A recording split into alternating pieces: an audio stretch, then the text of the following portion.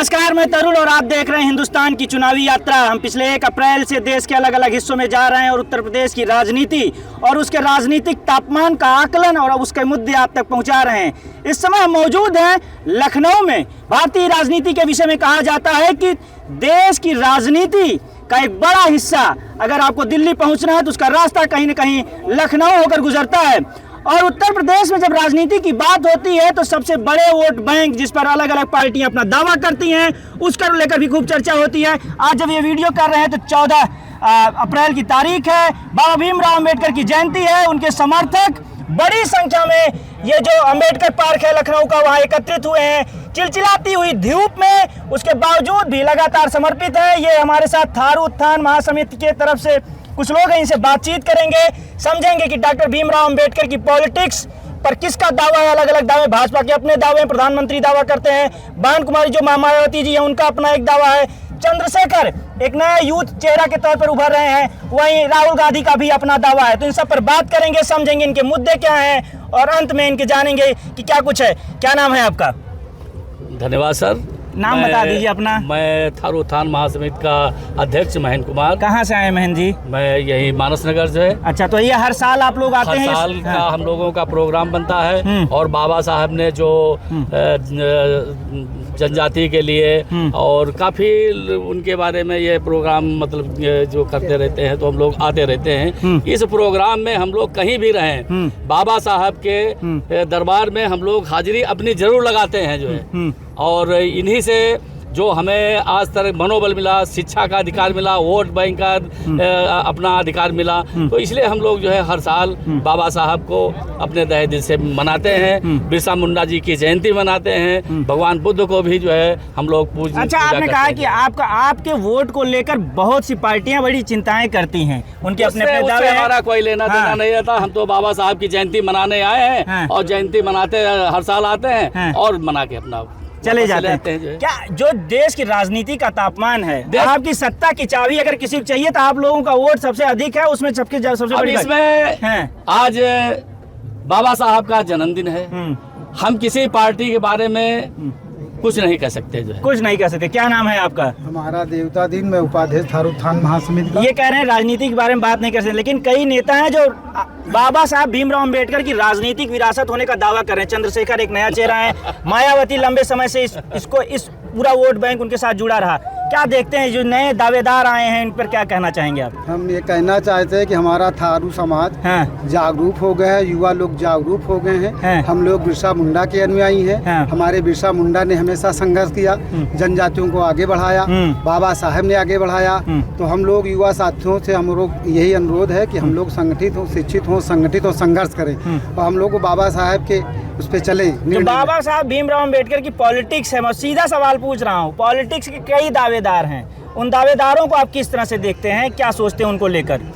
ये सब पार्टियां अपना अपना उनका वोट तो देने जाते ही होंगे, वोट देते, लेकिन हम लोग राजनीतिक नहीं है। क्या सोच कर वोट देते हैं? चलिए छोड़िए, वोट देने जाते हैं क्या? हमारा जो संगठन है, हम लोग राजनीतिक, कोई भी राजनीतिक हो, कोई भी हो, कोई भी सीट में बैठा है, हमारा मतलब जो बेरोजगार यहाँ पर पढ़ा लिखा जो बेरोजगार घूम रहा है, कोई भी पार्टी का हो, हम उसको रोजगार दे, नौकरी दे, उसको शिक्षित बनाते रहें और स्वास्थ्य के लिए भी जो है चिकित्सा जो है फ्री कराए। इसी हिसाब से हमारा नवयुवक उसके आगे चलता रहे। कोई भी पार्टी है, हम सब उसके साथ में सहमत हैं, लेकिन हमारा जो युवा है उसके साथ में सब। एक आखिरी चीज़ है, आप लोग जाना जल्दीबाजी कर रहे हैं। एक समय था जब ये पूरा पार्क बहुत खचाखच भीड़ से भरा हुआ करता था, वो दौर था मायावती के शासन का। अब भीड़ उस हिसाब से नहीं थी, क्योंकि हम उस समय भी कवरेज को लेकर आते थे। भीड़ में कुछ संख्या में कमी। क्या लगता है जब सत्ता रहती है, बीएसपी की सत्ता थी, तब ज़्यादा स्थिति बेहतर थी? क्या स्थिति थी? देखिए क्या है ना कि जो भी सरकार हो अपने हिसाब से सारा काम करते हैं, वो भी अपने सारे नियम से काम करते हैं। हर आदमी जो है बाबा साहब को मानता है, क्योंकि उन्होंने संविधान लिखा है। कोई आकर के यहाँ मनाता है, कोई अपने क्षेत्र में बना लेता है और दिखाने को सब जगह अपने अपने हिसाब से बाबा साहब के लिए बनाया, क्योंकि उन्होंने संविधान लिखा है और संविधान पूरे भारत के लिए लिखा है। इसी के साथ आपको धन्यवाद देता हूँ। अच्छा, ठीक है। क्या नाम है आपका? अंकित नाम है। अंकित, कहाँ से आए हैं आप? हम यहाँ लखनऊ में ही रहते हैं। लखनऊ में। तो हर साल अम्बेडकर जयंती पे यहाँ आते हैं? हाँ जी। तो अकेले आते हैं कि दोस्तों वगैरह के साथ आते हैं? दोस्तों वगैरह के साथ भी आते हैं, ऐसे भी घूमने आते हैं। अच्छा अंकित, जब आप वोट करने जाते हैं तो क्या देखते हैं? जाति देखते हैं, नेता देखते हैं, क्या कुछ देख कर वोट करते हैं? क्योंकि चुनाव चल रहा है, इसलिए हम चुनाव पे डायरेक्ट बात कर रहे हैं। चुनाव पे तो होती है, मगर बाबा साहब के देखा अपनी उम्र के हिसाब से अभी तक के हमने ये चीज़ देखी है, बाबा साहब के संविधान के हिसाब से बहुत सी चीज़ें नहीं हो रही हैं। संविधान कोई काम नहीं। जैसे बहुत सी चीज़ें हैं, दूसरों के साथ भेदभाव, जाति वगैरह बहुत अभी भी हो रहा है ये सब। अच्छा ये बताइए हमको कि बाबा भीमराव अंबेडकर की जो राजनीति है, उस राजनीति के कई दावेदार, एक नया चेहरा उभर रहा है पश्चिम में, चंद्रशेखर। आप युवा हैं इसलिए मैं जानना चाह रहा हूँ उनको कैसे देखते हैं? और आकाश आनंद अभी पिछले कुछ दिनों से ताबड़तोड़ रैलियां कर रहे हैं, तो ये दोनों युवा चेहरों को कैसे देखते हैं? हमें तो उनको जैसे बाबा साहब की परछाई लगते हो। कौन?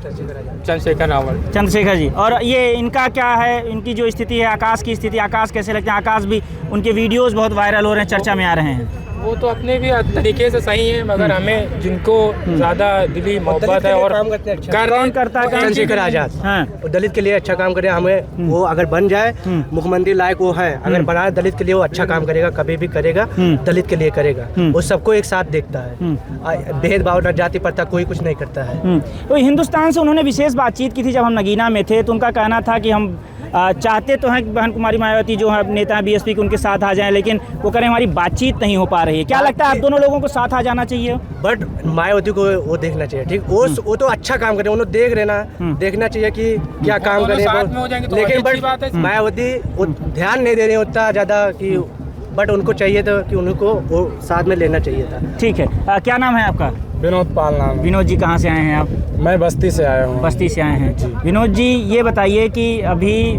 दो युवा चेहरे जिनके ऊपर खूब चर्चाएं हो रही है, एक चंद्रशेखर पर खूब चर्चा होती है, एक आकाश आनंद पे खूब चर्चा होती है, तो कैसे देखते हैं इन दो युवा चेहरों को जो दलित पॉलिटिक्स को कहते हैं कि दलित पॉलिटिक्स के हम आने वाले समय में हम नेता हैं, बड़े नेता? पहले युवा पत्रकार साथी भाई, हम पहले भीमराव अंबेडकर जी को जय भीम कहना चाहते हैं। और आप पहले भी कोई भी मुद्दा हो, पहले आप जय भीम के बारे में बात करिए, फिर पॉलिटिक्स की बात होगी हमारी। क्या लगता है बाबा भीमराव अंबेडकर की जो पॉलिटिक्स है, जो उनकी आइडेंटिटी है, जो उनकी सोच है, जो उनकी विरासत, उसको कौन नेता आगे लेकर चल रहा है? वो तो एक ही बात युवाओं को कहते हैं कि शिक्षा शेरनी का वो दूध है जो जितने पिएगा उतने ही दहाड़ेगा।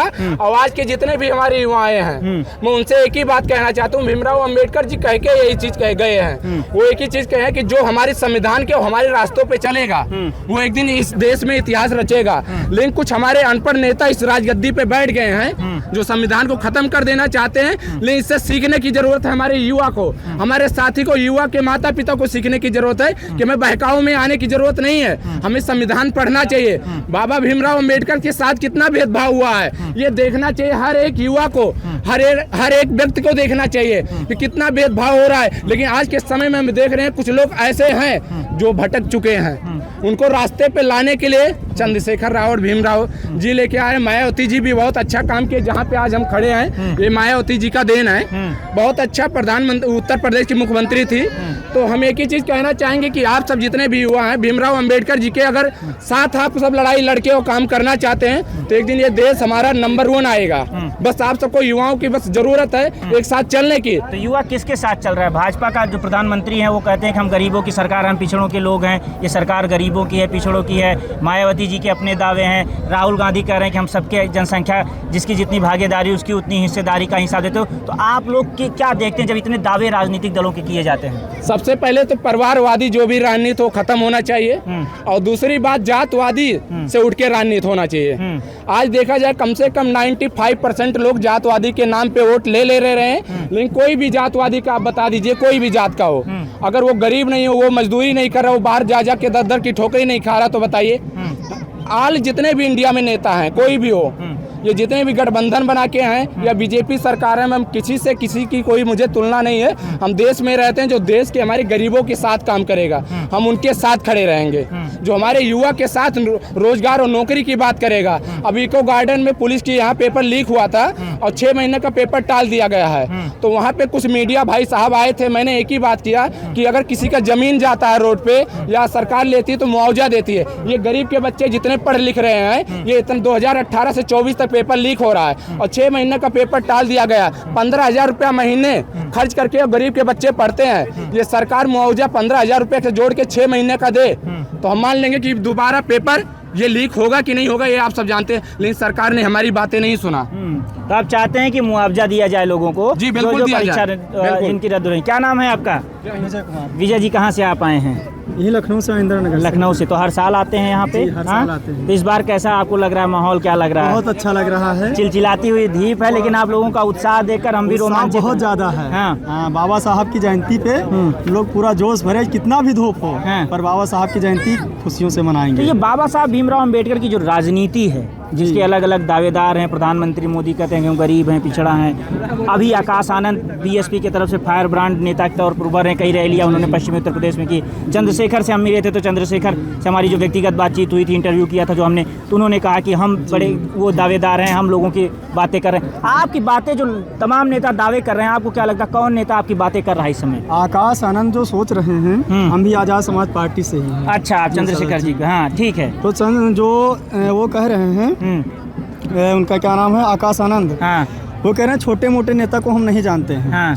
लेकिन आप ये बताइए आकाश आनंद किस लिए जाने जाते हैं? हाँ। बहन जी की वजह से। अगर बहन जी अगर आकाश आनंद का साथ ना दें, एक मैं उनकी मतलब भतीजे हैं, वो छोटी सी बात है, अगर वो अपना हाथ निकाल लें तो बताइए आकाश आनंद को इस भारत देश के अंदर, उत्तर प्रदेश के अंदर कौन जानता है? आप बताइए।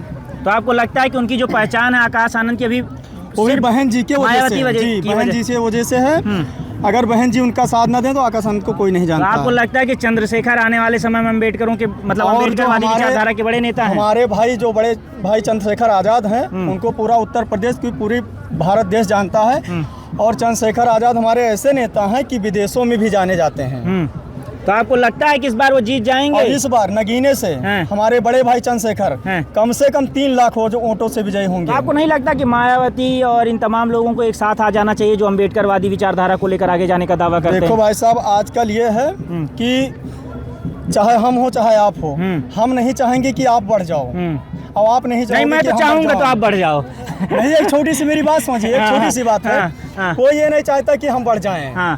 तो इसलिए बहन जी ये सोच रही हैं कि हमारे समाज का कोई नेता आगे बढ़े। अगर चंद्रशेखर आज़ाद को अपने साथ मिला ले रही हैं तो सोच रही हमारे बराबरी का हकदार हो जाएगा। तो उनको डर है कहीं भतीजे उनकी पॉलिटिक्स पे भतीजे की वजह चंद्रशेखर ना ले ले, यही मायावती का डर है। ठीक है। लेकिन बहन जी जो भी कर रही हैं अच्छा कर रही हैं, बहन जी भी अच्छा कर रही हैं। ठीक है। अपने तरफ से वो भी अच्छा कर रही हैं और जो हमारे बड़े भाई चंद्रशेखर आज़ाद हैं वो भी अपने तरफ से अच्छा कर रहे हैं। लेकिन दलित समाज पिछड़ों की जितना भी अत्याचार होता है, बलात्कार होता है, कहीं भी हो जाता है। आप मीडिया में हैं, कहीं पर आप बताइए मायावती जी बहन जी गई हूँ। तो आपको लगता है सड़कों पर चंद्रशेखर संघर्ष कर रहे हैं, लेकिन जो अभी भी उनके एक बड़ा वोट बैंक है दलितों का, वो मायावती के साथ जुड़ा हुआ है? कम से कम 75% बहुजन समाज चंद्रशेखर आज़ाद के साथ है। ठीक है। तो ये तो खैर चुनावी नतीजे जब नगीना के आएंगे स्पष्ट कर देंगे। दूसरा 2024 के चुनावी नतीजे ये भी तय करेंगे कि उत्तर प्रदेश की राजनीति में खासकर दलितों के वोट बैंक में क्या चंद्रशेखर का कोई स्पेस बन रहा है या मायावती 2007 से 2012 तक का जो उनका शासन रहा क्या उसकी वापसी कर पाएंगी फिर से, और जो राजनीतिक विरासत, जो उनकी राजनीतिक जमीन जो पिछले कुछ चुनाव में एक तरह से कहा जाए उनसे खिसक रही है, क्या वो वापसी कर पाएंगी? इन तमाम चीज़ों पर हम आपको अगले 50 दिनों में लगातार घूम रहे हैं और उत्तर प्रदेश के चुनावी समीकरण, चुनावी जो रुझान है उस पर बात कर रहे हैं और बताएंगे कि देश की राजनीति का जो चुनावी रास्ता जो गुजरता है लखनऊ से होकर, वहाँ के लोग और उत्तर प्रदेश के लोग क्या कुछ सोच रहे हैं, उनके मुद्दे क्या हैं। हिंदुस्तान की चुनावी यात्रा 24 का चौधरी कौन है, लगातार देखते रहिए, बने रहिए हमारे साथ। नमस्कार।